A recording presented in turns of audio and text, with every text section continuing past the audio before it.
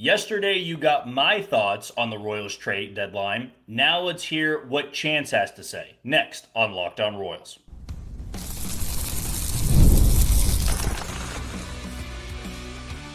You are Locked On Royals, your daily Kansas City Royals podcast. Part of the Locked On Podcast Network, your team every day. It is another edition of Locked On Royals on the Locked On Podcast Network. I am your host, Jack Johnson. You can follow me on Twitter at JohnnyJ_15. That is at JOHNYJ_15. And you can follow the host of the Locked On Royals Postcast, where you can expect one tonight and throughout this Twin Series and for the rest of the year. Only about 49 to 50 games to go. I can't quite remember, but check out Chance Liebau. You can do so on Twitter at Chance Liebau. That's ChanceLiebau. And you can look forward to his content later on this evening. But before we dive into our thoughts on the trade deadline, two pitchers for the Royals now undergoing Tommy John surgery, and maybe some targets in free agency for this upcoming winter. We want to tell you that today's show is brought to you by KALSHI. For a limited time, download the KALSHI app and use code LOCKEDON to get up to $500 in bonus credits when you trade $25. Well, Chance, we always thank you for coming on the show. We'll be looking forward to your content later on this evening. But the pressing matter at hand here, and I don't want to waste any of the 30 minutes that we have, the trade deadline. It is no surprise to a lot of people out there. The Royals were not that active. A lot of people are calling for the head of J.J. Picollo. They want action. They want something to happen. They held on to Michael Wacha, Seth Lugo. They, for whatever reason, did not trade John Schreiber. Chance, I'm not going to ask you for any letter grade here, but let's start it off with your overall impression of what you saw yesterday, what came out of these trades, and maybe what you're expecting from some of these pitchers they brought back.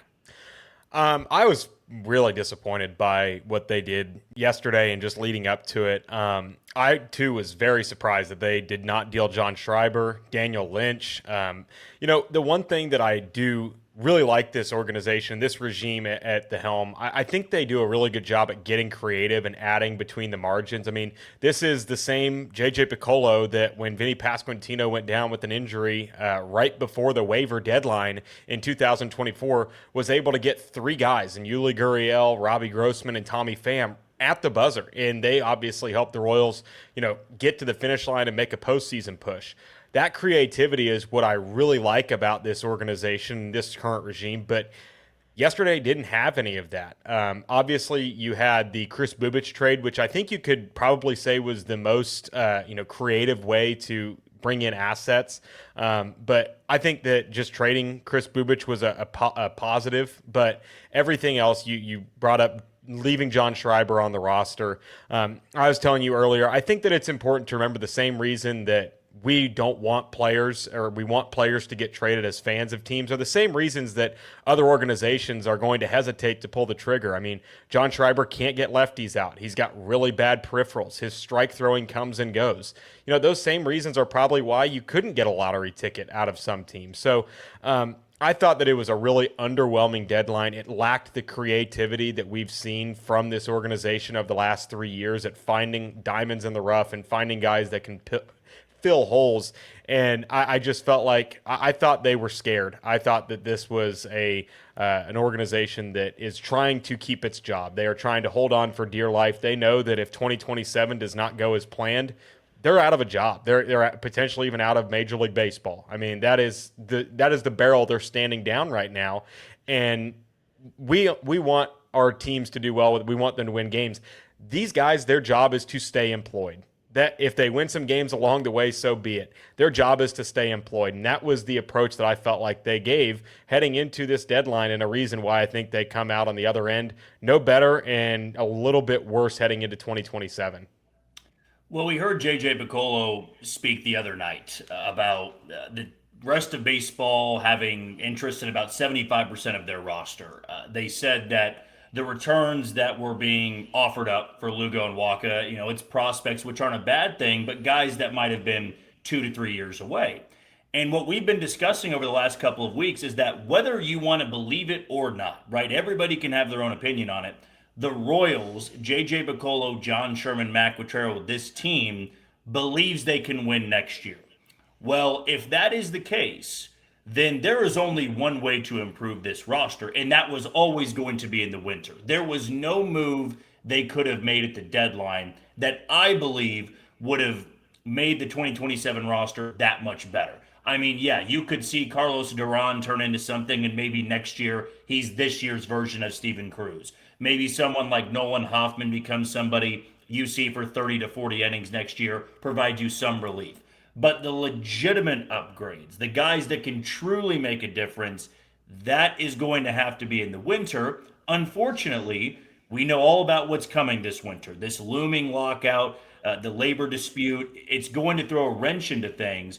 But JJ Picollo not making the moves yesterday, hanging on to these guys, saying that they need Waka and Lugo to compete, the only logical explanation I can come up with, Chance, is that they are actively having conversations about how to upgrade this team, not just a little, but completely overhaul the bullpen, go out there and add a number one, go out there and add a number two. And look, they kind of have to, right? Stephen Colin, Tommy John surgery. Cole Reagan's going to miss a large portion of next year. Luinder Avila, Tommy John surgery. Ryan Berger coming off of Tommy John surgery. They have three legitimate starters in their rotation and no depth, right? So the only way you're going to be able to get better there is by free agent deals and trades. That maybe is the only optimistic outlook of yesterday, is them not making the moves, is saying we're not punting on 2027. We are going to try to upgrade a ton. Now, I've got my doubts, right? They have not done that before, but look, their jobs are on the line now. As you said, Chance, if things go south next year, and I would say as early as maybe May 1, if they're 9 to 10 games under 500 with a good roster, sure, you could say this team's going to turn things around, but they don't have the benefit of the doubt here. So I would say this is the offseason that defines the front office. This is the season, or looking ahead to 2027. It's going to be the one that defines Matt Quatrero and that staff. Am I being over dramatic in that? Am I being too aggressive? Or do you feel that John Sherman, if he's not seeing the results here, it might need to be a clean house situation? I think that's absolutely the case. And that's why I wanted them to be creative at this deadline. And the one team that I'll point to that I thought did exactly what I wanted the Royals to do, look what the Blue Jays did. The Blue Jays sold off of Kevin Gossman, a guy that they believe they can probably get back in the 2027 free agent cycle, and they traded, and granted, it was a steep price. They had to give up some real prospect pedigree, but they went out and got Jose Siriano, a controllable arm that can contribute not just this year, but next year as well. I thought the Blue Jays were incredibly aggressive and creative in how they dealt with a similar situation the Royals have. This has been a really dreadful season where multiple veteran, reliable players that you can probably count on being better next year, they've had bad years. But they are counting on next year them bouncing back, and they are counting on making moves that can put them in a position next year.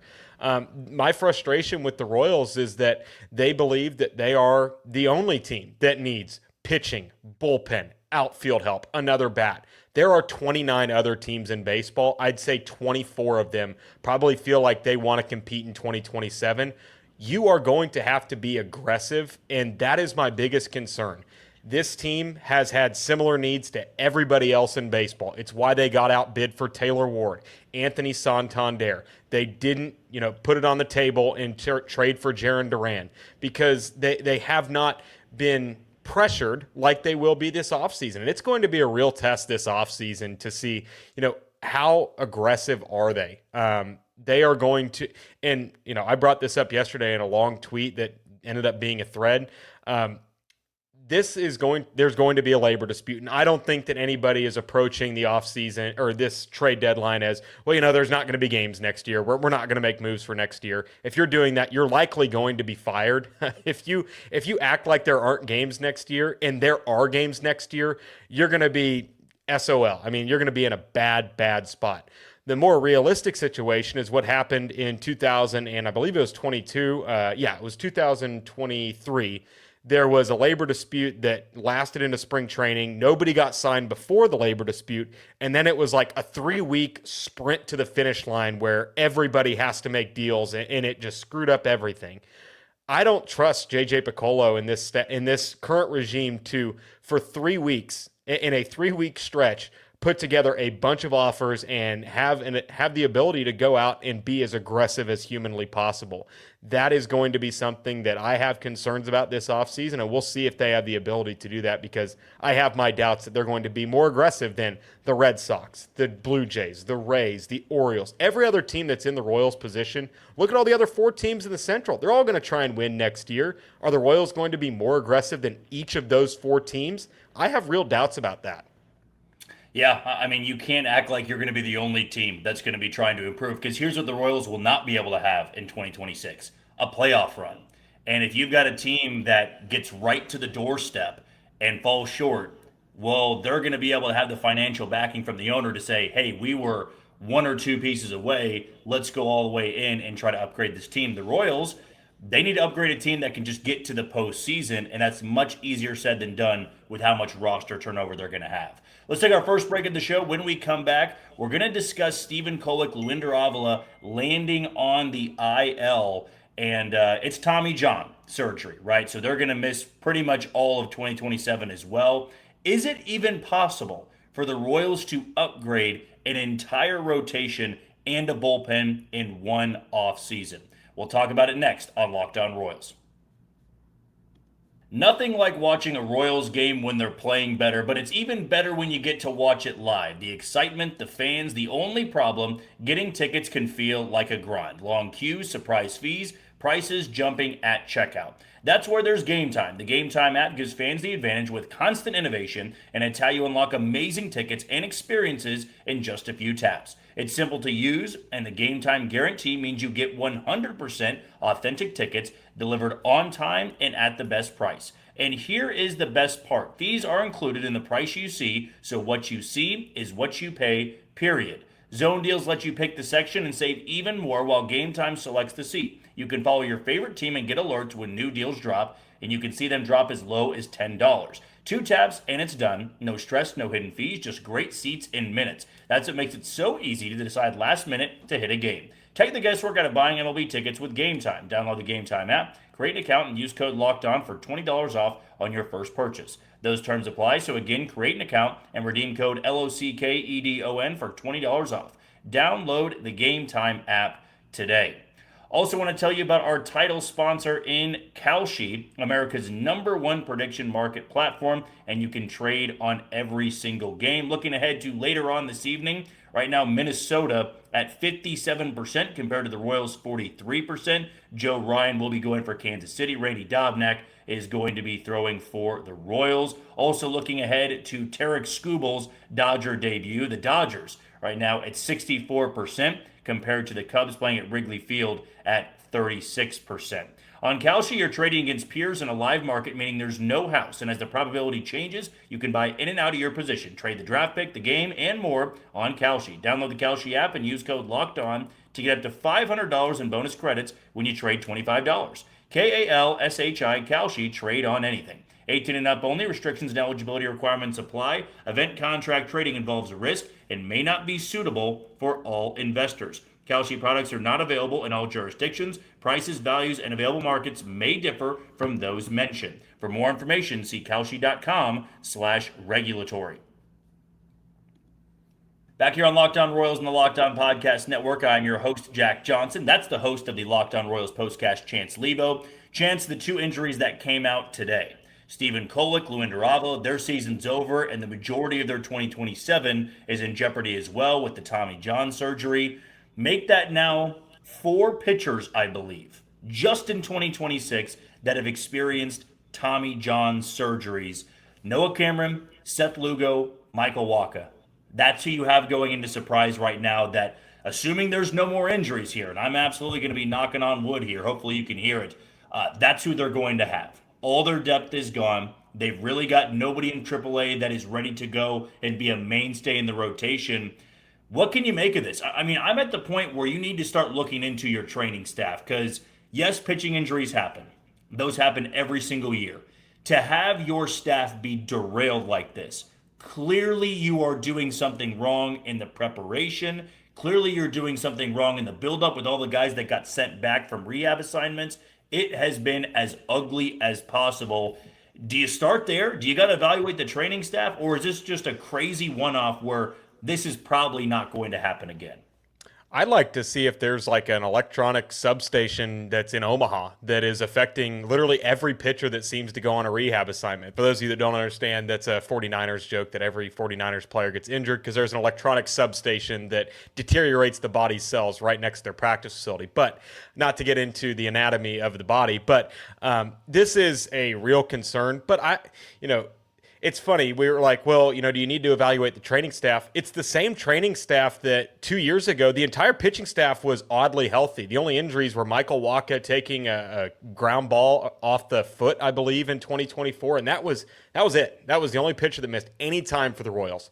2 years later, and everybody is under the knife. I mean, it's going to be Randy Dobnak and friends when it's September 15th and the Royals are just trying to get to the finish line.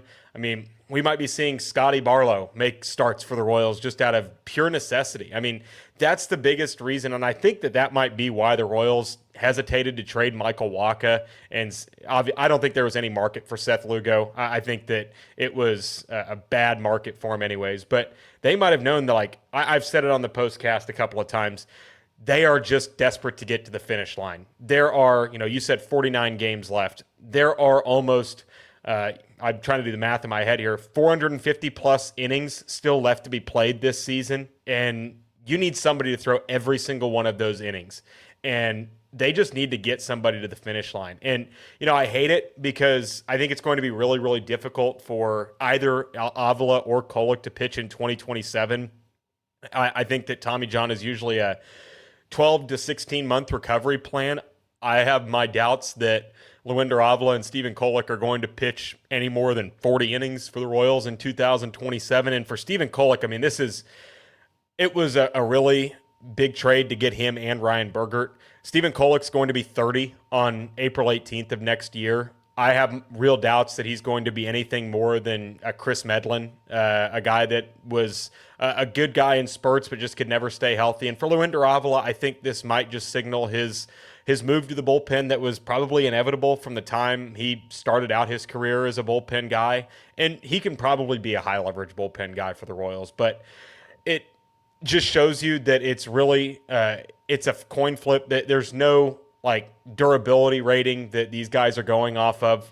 Obviously Reagans and Bubic have had their injury history in the past, and it's going to be hard for hard-throwing guys to stay healthy. But Stephen Kolek has been a guy that's eaten innings his entire career. He's 30 and he doesn't throw hard. Like, the fact that he's going through Tommy John, it's like sometimes you just it's bad luck. And I don't know what to make of it, heads or tails, but it's definitely a concern. And, I don't know who's to blame, but somebody is going to be making the decisions, and it's going to be interesting to see how they come to the conclusion of what went wrong.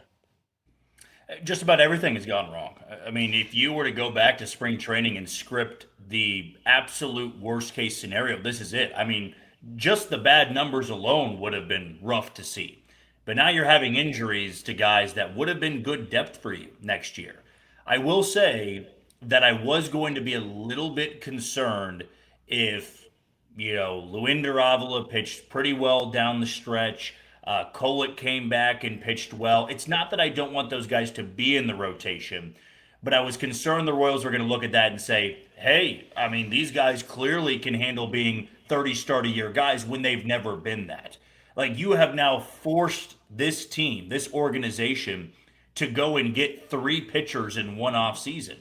And that's going to be really tough to do, right? You're going to have to, it can't all be free agent moves. You're going to have to trade some resources. You might have to trade Blake Mitchell.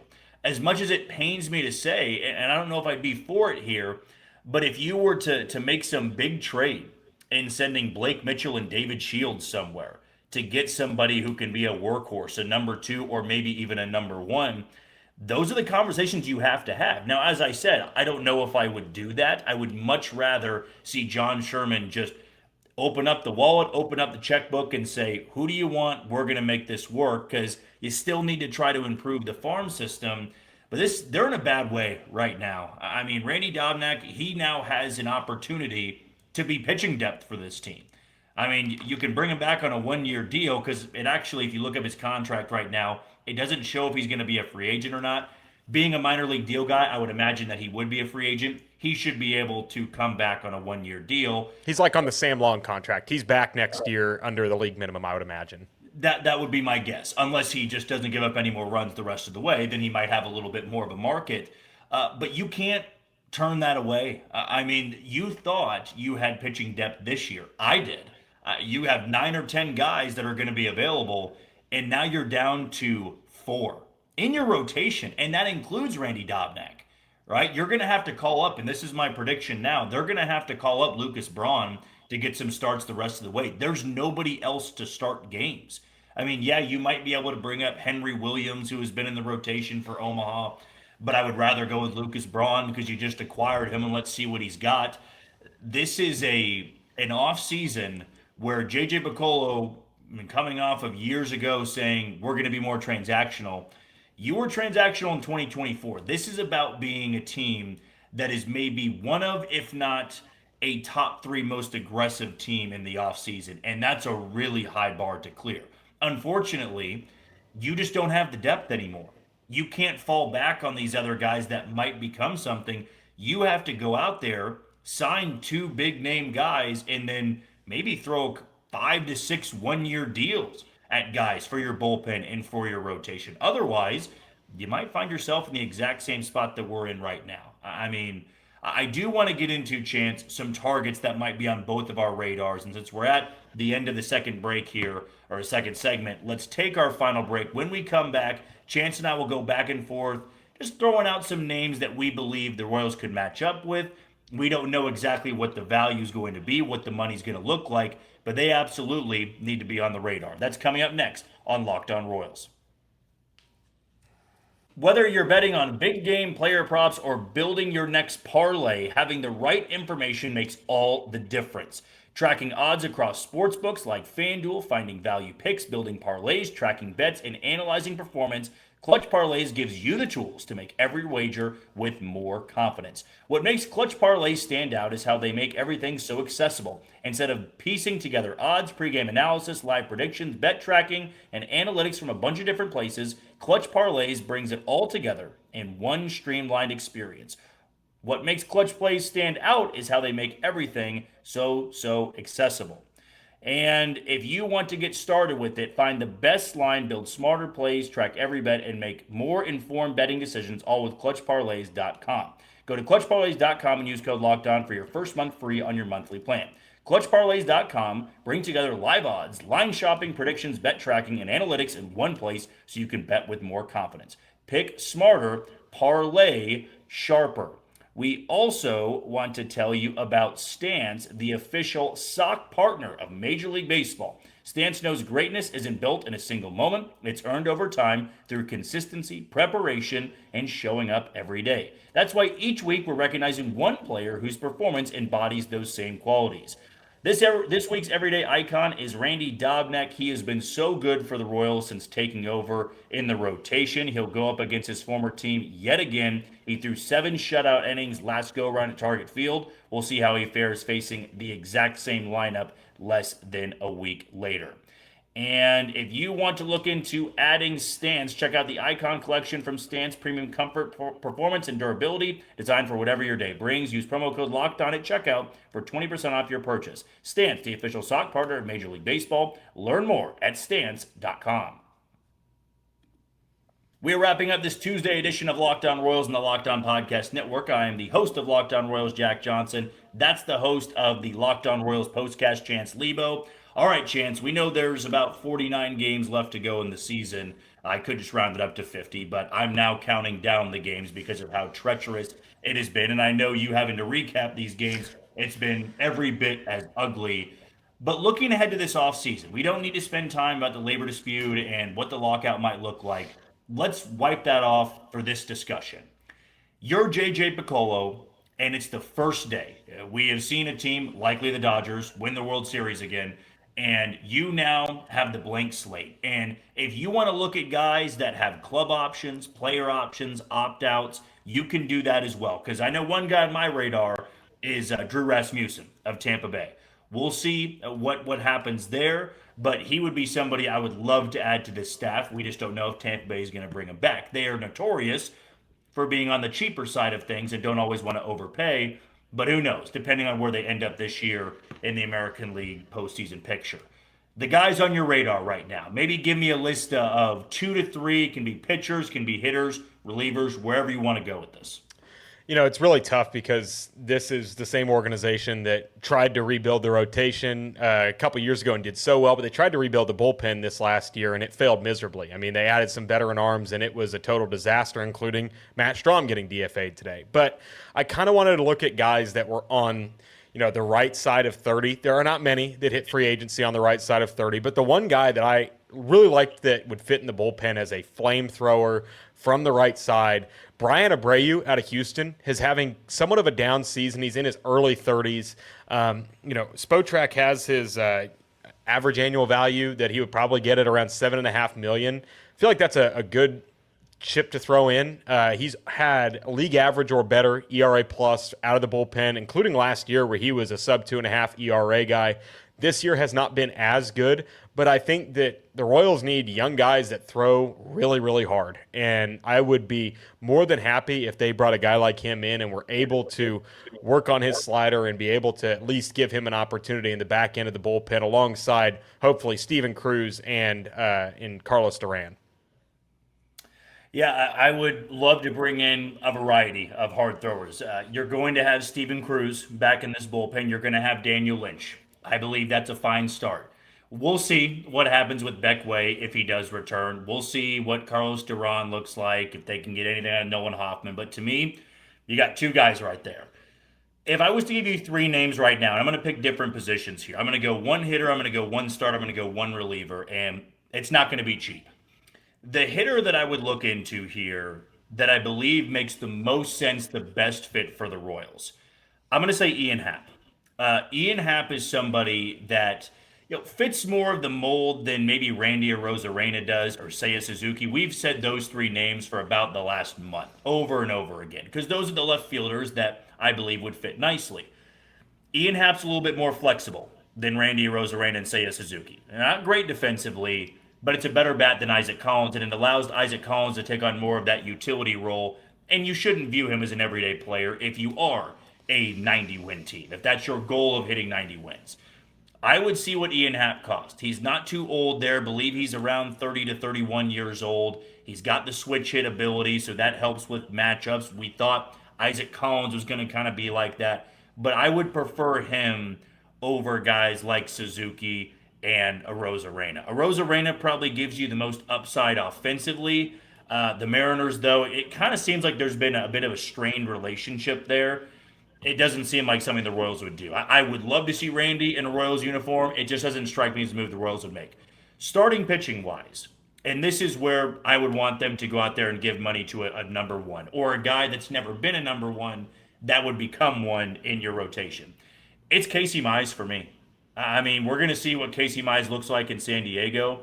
He's 29, so you can give him that 4 to 5 year deal. Yeah, it might hurt you 3 years down the road, but the numbers are good. The peripherals are good. That's somebody that if you were to tell me right now, Chance, opening day starter, Twins in town, it's Casey Mize, I'm not complaining too much about that.